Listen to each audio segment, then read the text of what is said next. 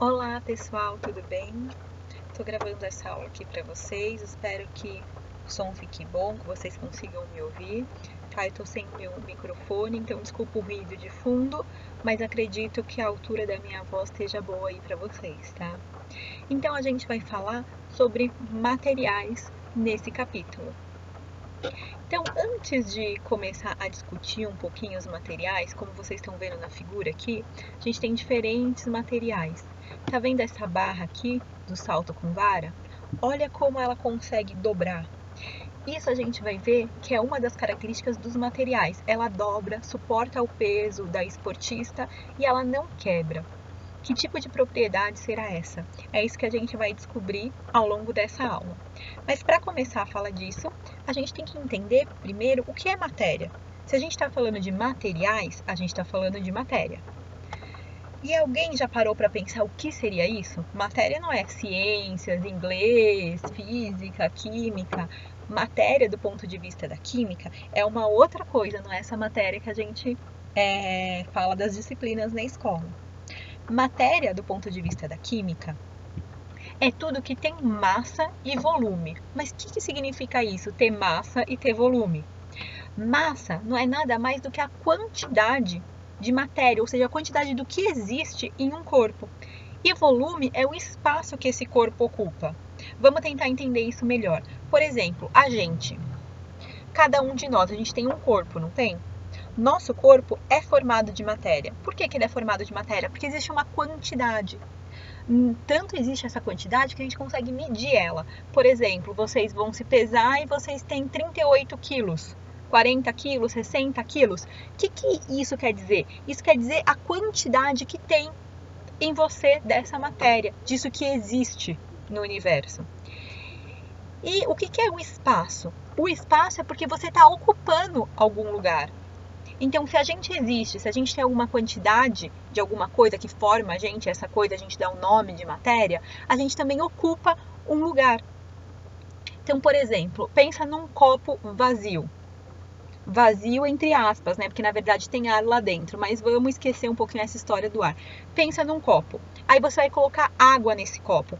A água que está entrando dentro desse copo não está ocupando lugar, não está ocupando um espaço.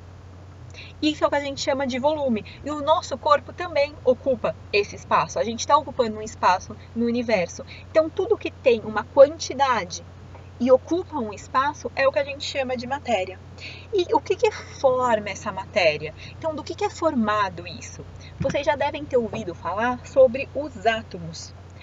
Os átomos, como está esse modelinho representado aqui, esse é um modelo que a gente fez teórico, que a gente acha que um átomo é por enquanto. Isso pode mudar. Já existiram vários modelos de como é a estrutura do átomo. E por enquanto esse é o modelo mais atual, tá? Não vou entrar em muitos detalhes agora em como é o átomo, isso vocês vão ver mais pra frente. Mas só para vocês saberem, é assim que a gente imagina ele. A gente ainda não viu, mas que a gente imagina ele atualmente. Esse átomo é a unidade mínima que a gente consegue pensar do que forma todas as substâncias, todas as moléculas, tudo que existe. Então, se a gente for pensar no nosso corpo ou numa molécula de água, tudo seria formado, a princípio, a menor parte desse átomo. Aqui, por exemplo, ó, são moléculas reagindo. Na verdade, isso aqui é uma representação de uma molécula, tá? Então, ó, esse vermelhinho aqui seria um átomo. Os cinzas aqui seria outro átomo. E tá vendo que eles se juntam para formar uma coisa maior? Essa coisa maior é o que a gente chama de molécula. Essas moléculas vão se juntando e formando tudo que existe. Então, por exemplo, uma molécula que tenha um oxigênio, 2 hidrogênios, então, ou seja, um átomo de oxigênio e 2 átomos de hidrogênio, vai formar o H2O, que a gente conhece como água. Outras moléculas vão se juntando, outros átomos vão se juntando e formando outras moléculas. Essas moléculas vão se juntando e, por exemplo, formando as células, que vão formar o nosso corpo, que vão formar nossos tecidos, nossos órgãos, até formar a gente, um organismo inteiro. Então, se a gente for procurando, esmiuçando e diminuindo cada vez mais. Então a gente tem o organismo inteiro. Então vamos diminuir, vamos olhar um órgão, vamos pegar e olhar o que forma esse órgão. A gente vai achar, no mínimo, esses átomos formando tudo que é matéria, tudo que existe, que a gente conhece no universo, tá? E daí, por que a gente fala corpo, então? Tudo é formado de matéria, então por que a gente fala corpo? E corpo não vale só para o nosso corpo, tá? Na verdade, corpo é tudo que eu tenho uma porção delimitada de matéria. Como assim delimitada? Significa que tem um começo e um fim. Então, olha essa borracha aí. Essa borracha é formada de borracha, de látex. É formada de um material, ou seja, de uma matéria que é formada por átomos. Só que eu consigo ver onde ela começa e onde ela termina. Eu tenho o começo e o fim dela. Então, ela está delimitada. Então, isso é um corpo formado do quê? Formado de matéria. Esses cubos de gelo, eles também, ó, eu consigo ver cada cubo, onde ele começa, onde ele termina. Eu tenho uma porçãozinha quadradinha aí de água, então eu tenho uma porção delimitada de água. A água é a matéria, o gelo é o corpo. Essa cadeira é uma cadeira de madeira. Qual é a matéria que forma ela? É a madeira. Eu consigo ver o começo e o fim dela. Eu consigo ver onde essa matéria está, a delimitação dessa matéria. Então ela também é um corpo. Assim como essa pedra. Certo? E assim como o nosso próprio corpo, ele tem começo, ele tem fim, eu consigo ver direitinho ele. Então, ele é um corpo, tá? Formado pelo quê? Formado por matéria. Que é formada pelo quê? É formada por átomos, tá? Se a gente pensar na escola, existe um monte de corpo e matéria. Por exemplo, a mesa de vocês. Ela é formada por matéria, ela existe, ela tem uma quantidade, ela ocupa lugar no espaço. Só que ela está delimitada nesse formato de mesa. Então ela também é um corpo, tá? O material de vocês, a caneta que vocês têm no estojo, também ela é formada por matéria. Por exemplo, a parte de fora dela provavelmente é de plástico. Acredito que na maioria de vocês seja uma caneta com o corpo plástico. Então a matéria que forma ela é o plástico, mas ela tem começo e fim. Então ela é um corpo, eu tenho uma quantidade certinha de matéria que eu consigo ver, ela tem um formato, ela é delimitada. Então ela também é um corpo, tá? E será que existe alguma coisa no universo que não tem matéria? Já pararam para pensar nisso? Aposto que vocês já ouviram falar de algumas coisas do tipo vácuo, buraco negro. Então o buraco negro, na teoria, ele não tem matéria. Ele é alguma coisa que puxa toda a matéria que existe no universo. Pode puxar até sistemas, galáxias, planetas. Ele puxa em direção a ele. Porque como ele não tem matéria, ele tem ausência de matéria, ele quer pegar toda a matéria que tem no universo para ele. E assim esses vários buracos negros vão puxando as coisas do universo. Então aí é só uma curiosidade para vocês refletirem um pouco sobre isso. Se tudo tem ou não tem matéria. Então, beleza. Agora que a gente sabe o que é matéria e o que é corpo, vamos pensar o que é característico de uma matéria. Então, uma coisa a gente já falou, que é a massa. Massa é a quantidade de matéria. E assim, vocês estão super, na verdade, acostumados a usar o conceito de massa. Talvez vocês só não tenham se dado conta. Nessas imagens aqui, a gente está vendo balanças para pesar as coisas. Essa daqui, ó, é uma balança muito antiga. E essa daqui, ó, é uma balança mais recente, uma balança digital. Essas balanças, a gente fala corriqueiramente que a gente vai pesar as coisas. Ah, então eu vou pesar, por exemplo, aqui as maçãs. Ah, eu vou medir meu peso. Vamos lá na balança da farmácia, eu vou medir meu peso. Na verdade, falar isso é utilizar um conceito errado. Peso, vocês vão ver bem mais pra frente, que é um conceito físico, que é uma força que puxa a gente. Quando a gente vai numa balança, o resultado que ela dá é um resultado em gramas, em quilos. Então, por exemplo, 100 gramas de presunto, 1 quilo de peito de frango, 60 quilos de João, 40 quilos de Marina. Quando a gente vai pesar numa balança, a gente na verdade está usando gramas ou quilos, que isso representa, na verdade, a massa. Então a gente fala em peso, que é um conceito físico, mas o resultado que a balança dá pra gente, na verdade, é um resultado de massa. O que ela está dizendo? Está dizendo a quantidade de matéria que tem naquele corpo. E daí a gente deu uma unidade, um nome para essa quantidade de matéria, que o mais comum que a gente usa é grama ou quilograma. Então, na verdade, quando vocês forem se pesar e der lá 50 quilos, o que significa isso? Que a quantidade de matéria que existe em você é 50 quilos. Outra característica de toda a matéria é ter volume. Então, toda a matéria ocupa algum lugar no espaço. Tem coisa que é muito fácil medir o volume, por exemplo, de líquidos. Quando a gente compra uma Coca-Cola, não compra lá 2 litros de Coca-Cola? Esse litros é a medida de volume, então uma unidade que a gente também deu para dizer o quanto de volume, o quanto de espaço aquele material está ocupando. Tá bom, então o líquido é fácil, mas como a gente pode medir o volume, por exemplo, do nosso corpo ou de um cubo, de qualquer material que a gente tenha? A gente pode usar copos de medição e a própria água para fazer isso. Então aqui tem um copo de medição que vocês já devem ter visto na cozinha de uma tia, da própria casa, da avó. Aqui ele mede o volume. A gente tem um copo de medição um pouco mais específico no laboratório, tá?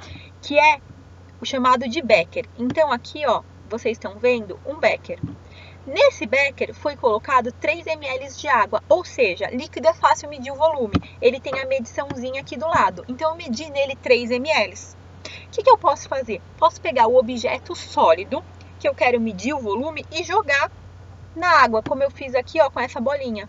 E daí, o que vai acontecer? A hora que eu colocar o objeto, vai subir o nível da água, não vai? Essa diferença do quanto subiu o nível da água é o volume do meu objeto. Então, ó, vamos pensar aqui, ó. Qual que é o volume dessa bolinha que a gente colocou? Ah, eu tinha 3 ml de água. Depois que eu coloquei a bolinha, esses 3 ml subiram para 5. Então, se eu já tinha 3, subiu para 5, concorda que a diferença é o volume da bolinha? Então, 5 menos 3 dá 2. Então, o volume da bolinha é 2 ml. Então, isso é só para mostrar para vocês como também dá para medir o volume de alguma coisa que é sólida usando esses instrumentos, tá?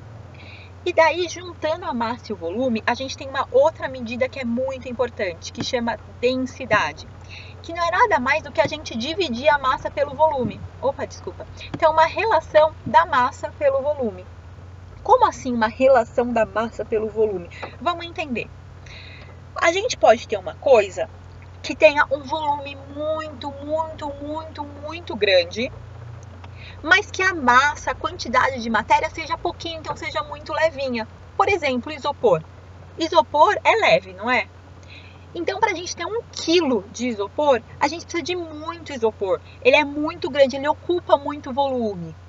Agora, chumbo. Já ouviram falar de chumbo? Chumbo é um metal, ele é bem pesado. Para eu ter 1 quilo de chumbo, em uma bolinha bem pequenininha de chumbo, eu consigo ter 1 quilo.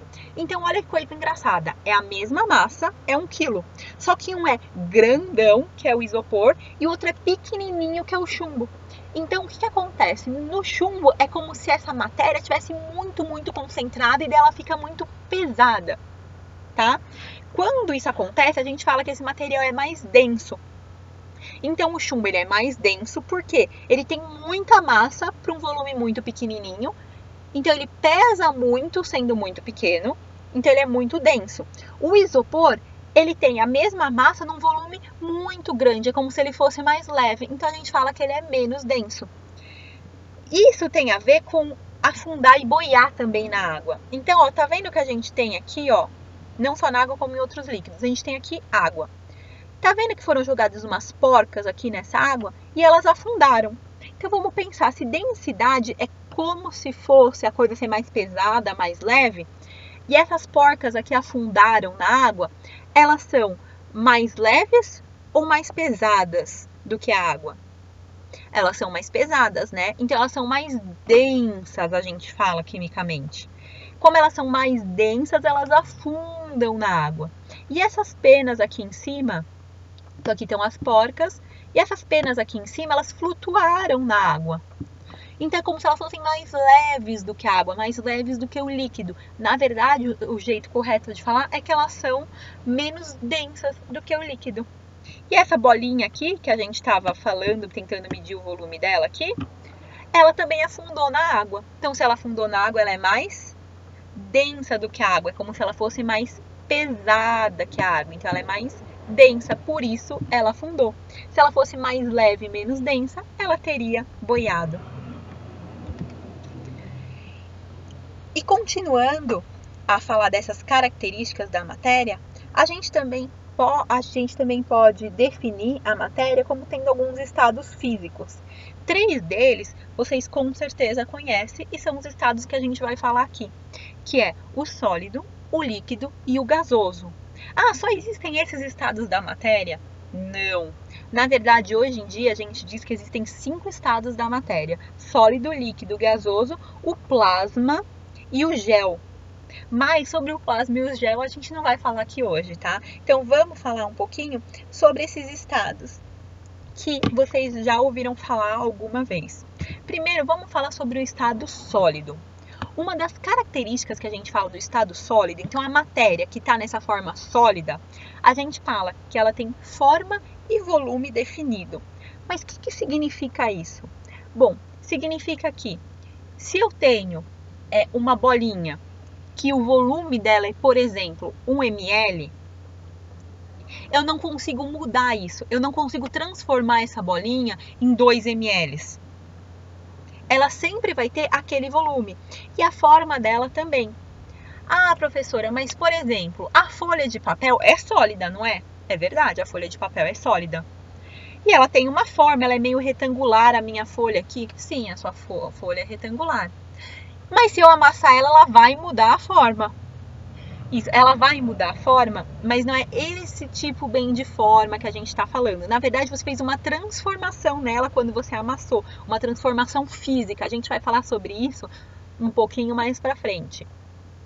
O que forma que a gente está falando? A gente está falando de uma forma natural, sem sofrer nenhuma ação. Então, a sua folha de papel, ela lá paradinha, você pode pôr ela dentro do seu caderno, pode pôr ela dentro da mochila, ela vai continuar sendo uma folha de papel com o mesmo volume e com a mesma forma.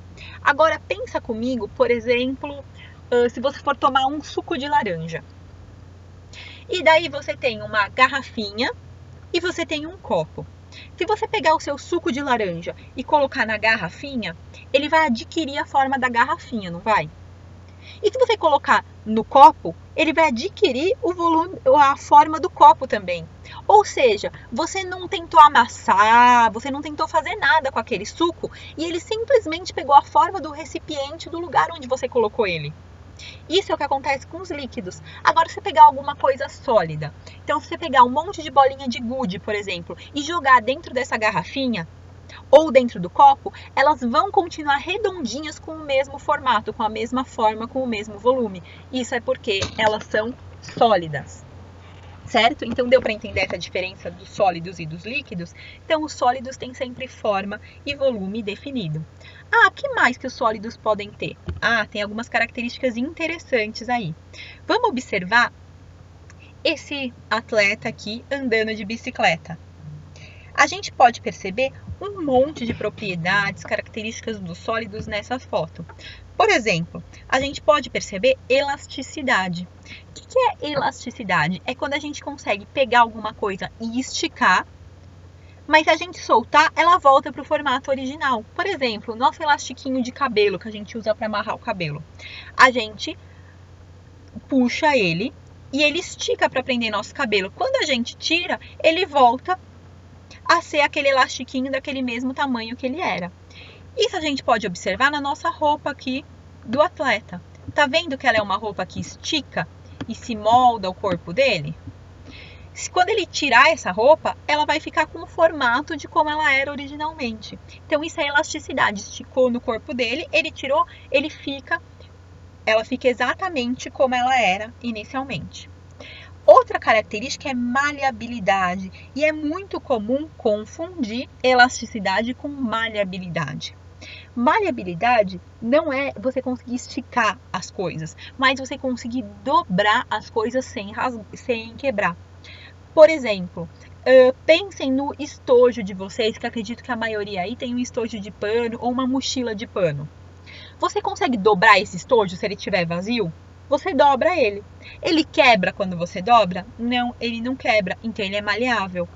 Se a gente pensar aqui, ó, no capacete do nosso ciclista, do nosso atleta, ele é feito de plástico. Tá vendo que ele teve um formato? Então esse plástico, ele teve que ser maleável para adquirir esse formato. Nesse caso, teve que usar a temperatura. Então, provavelmente na hora de fazer esse capacete, esquentaram, e daí esse plástico ficou molinho, ficou maleável, e daí conseguiram esticar e dar esse formato sem ele quebrar, e daí ele ficou com esse formato. Então isso que é maleabilidade. Então elasticidade a gente estica e volta à forma original, maleabilidade a gente pode dobrar e não quebra, tá? E daí a gente pode voltar até a nossa folha de papel. Se a gente pegar uma folha de papel e dobrar, ela tá dobrada, mas ela não quebrou, certo? E uma outra propriedade dos sólidos é a resistência mecânica. Resistência mecânica é quando a gente consegue aplicar uma força e o material não quebra. Então, se a gente pensar na casca do ovo, a casca do ovo é sólida, não é? Se a gente apertar ela, ou seja, colocar força nela, ela quebra? Se o ovo estiver cru, ela quebra, né? E mesmo no ovo cozido, a gente consegue quebrar a casca do ovo fazendo uma forcinha, dando uma batidinha. O que significa isso? Que a casca do ovo é sólida, mas ela tem pouca resistência mecânica. Agora, se a gente pensar em uma barra de ferro, a gente, com a nossa mão, tentando forçar ela, fazendo força para dobrar, ela dobra? Não, porque o ferro tem muita resistência mecânica. Então, você pode aplicar muita força nele que ele não quebra. Precisaria de uma máquina super forte para conseguir quebrar o ferro. Então, o ferro tem muita resistência mecânica, a casca do ovo tem pouca. E daí tem uma propriedade que as pessoas confundem com resistência mecânica. Aqui só para mostrar que na bicicleta tem resistência mecânica aqui na parte de ferro que ela é feita. Qual é essa propriedade que a gente confunde com resistência mecânica? É a dureza. Quando a gente pensa em dureza, as pessoas pensam nisso, que a coisa não vai quebrar, que o material não vai quebrar. Mas, na verdade, dureza é outra coisa. Dureza é a capacidade que um material tem de riscar outro material. Por exemplo, já ouviram falar em diamante? Falam que o grau de dureza do diamante é super alto. O que significa? Que se eu pegar um diamante, por exemplo, de um plástico e passar ele no plástico, ele tiver uma ponta e eu passar ele no plástico, ele vai riscar esse plástico. Se a gente, não façam isso. Se a gente pegar uma chave e passar no carro, na porta do carro, a chave não vai riscar o metal do carro? É porque a chave tem mais dureza do que o metal do qual é feito a porta do carro, tá? Não façam isso, por favor. Se a gente pensar em giz e lousa, quem que é mais dura, a lousa ou o giz? Já pensaram nisso? Quando a gente passa o giz da lousa, não ficam uns pedacinhos do giz na lousa, que é o que faz ele escrever? Então, na verdade, a lousa é mais dura. Por quê? Porque ela está riscando o giz, riscando tanto que está arrancando uns pedacinhos dele. A mesma coisa o grafite do nosso lápis na nossa folha. A gente está deixando pedaços de grafite quando a gente está escrevendo na folha. Então, o papel ele está riscando o nosso grafite. Isso é dureza. Tá vendo? É muito diferente de resistência mecânica. Então, não confundam.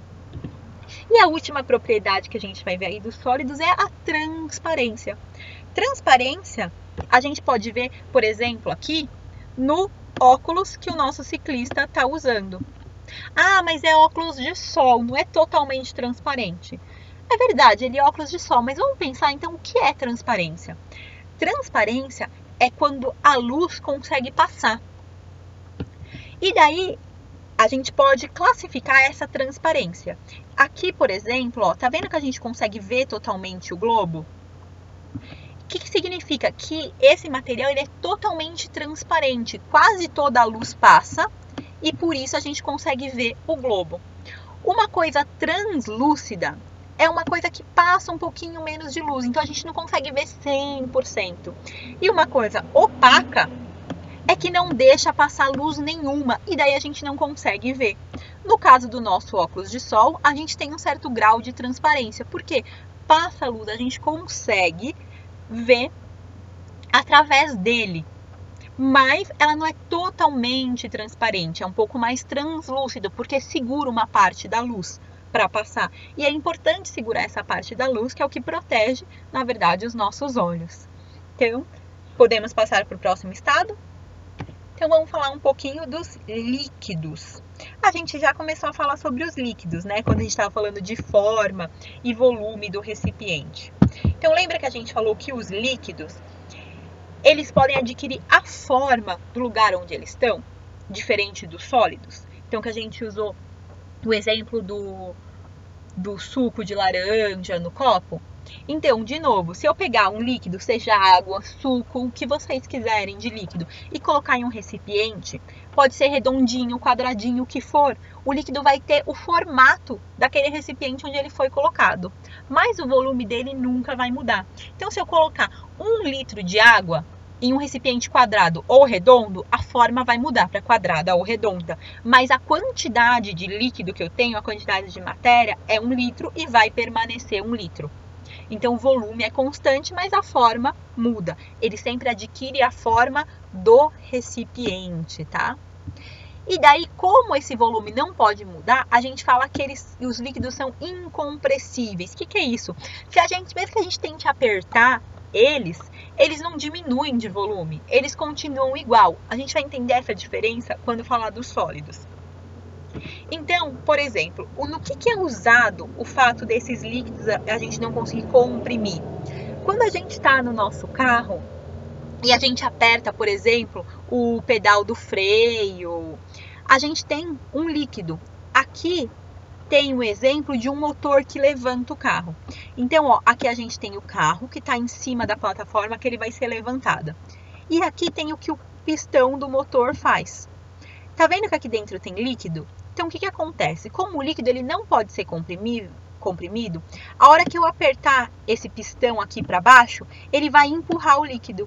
Vai empurrar o líquido, vai chegar aqui na plataforma que está meu carro. A hora que chegar na plataforma que está meu carro, ele vai empurrar meu carro também. Se ele fosse compressível, isso não ia acontecer. Por quê? A hora que começasse a apertar, ia diminuir de volume e daí não ia levantar meu carro. Como não diminui de volume, o líquido vai andando e vai subindo a plataforma onde está meu carro. Então, esse é um exemplo de uma aplicação prática dessa propriedade dos líquidos. Outra propriedade dos líquidos é a viscosidade, que vocês com certeza já ouviram falar e usam no dia a dia de vocês. Por exemplo, mel. Mel é uma coisa viscosa. O que é ser viscoso? Ah, professor, é ser meio grosso. Isso, é mais ou menos isso. Falando de uma maneira mais técnica, é demorar para cair. Então, como assim? Se eu pegar água e pegar mel e começar a virar os dois para eles escorrerem, a água vai cair super rapidinho, não vai? E o mel vai demorar mais para cair. Isso é viscosidade. O mel é mais viscoso do que a água. Aqui a gente tem exemplo, óleos de carro. Então, tá vendo esse primeiro óleo aqui, ó? Eles foram virados todos ao mesmo tempo. E, ó, nesse intervalo de tempo, olha o quanto de óleo já caiu nesse. Então, ele é um pouco menos viscoso. Esses daqui, ó, estão demorando mais para cair. Olha esse. Como caiu, ó, uma quantidade bem menor de óleo. Ele é um pouco mais viscoso. E esse daqui é muito viscoso. Porque, ó, no mesmo tempo, esse primeiro caiu já um monte de óleo e esse daqui, ó, ainda tá escorrendo, nem chegou no potinho ainda, no beckerzinho que vai coletar ele. Então, esse último é muito viscoso e o primeiro ele é menos viscoso. Ou seja, o primeiro cai mais rápido, o último demora muito para cair. Isso é viscosidade. E a última propriedade que a gente vai ver aqui dos líquidos é volatilidade, que é a capacidade que os líquidos têm de evaporar, ou seja, de se transformar em gás. Como exemplo, a gente tem o perfume. Se você pegar um vidro de perfume e deixar aberto, depois de alguns dias, você vai ver que a quantidade de perfume, ou seja, o volume que você tinha de perfume inicial, diminuiu. Por quê? Porque ele é volátil, ele evaporou. Porque ele tem a base dele de álcool. Então, o álcool e a água são dois líquidos. Um é mais volátil, outro é menos volátil. Se a gente pegar um potinho com água e outro potinho com a mesma quantidade de álcool e deixar os dois abertos, e deixar uma semana, por exemplo, os dois abertos, a gente vai ver que depois dessa uma semana eu vou ter bem menos volume, bem menos quantidade de álcool do que eu vou ter de água. Por quê? Porque o álcool é mais volátil, ele vira gás, ele evapora mais rápido do que a água. Essa, então, é a última propriedade que a gente vai ver dos líquidos. E para finalizar a nossa aula aqui, vamos ver também o estado gasoso. O estado gasoso, ele é o oposto, se a gente pensar em forma e volume, do estado sólido. A gente falou que o sólido, a forma e o volume são sempre constantes, sempre iguais. No líquido, eu consigo variar a forma com o recipiente que eu coloco ele, mas o volume é sempre o mesmo. No gasoso, eu consigo mudar tudo, tanto a forma quanto o volume. Vai depender do lugar onde esse gás está. Por exemplo, quando eu encho uma bexiga, eu estou colocando ar dentro da bexiga, não estou? Que forma vai ter esse ar? Vai ter a forma da bexiga. E que volume ele vai ocupar? O volume que estiver disponível dentro da bexiga.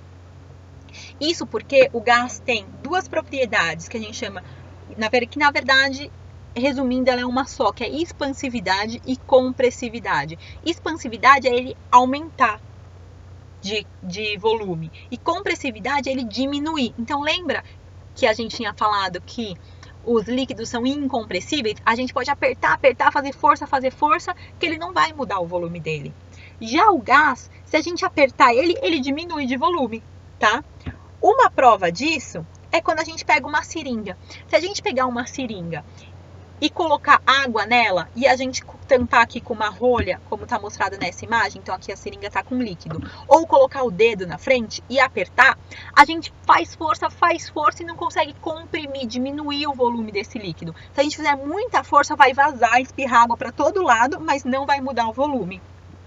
Já se a gente pegar a mesma seringa e encher ela de ar e colocar o dedo, ou colocar uma rolha na ponta e apertar, a gente consegue diminuir um pouquinho o volume desse ar. Por quê? Porque o ar é um gás e eu consigo apertar ele, comprimir ele para que ele diminua de volume. Então eu consigo variar o volume desse gás, tá?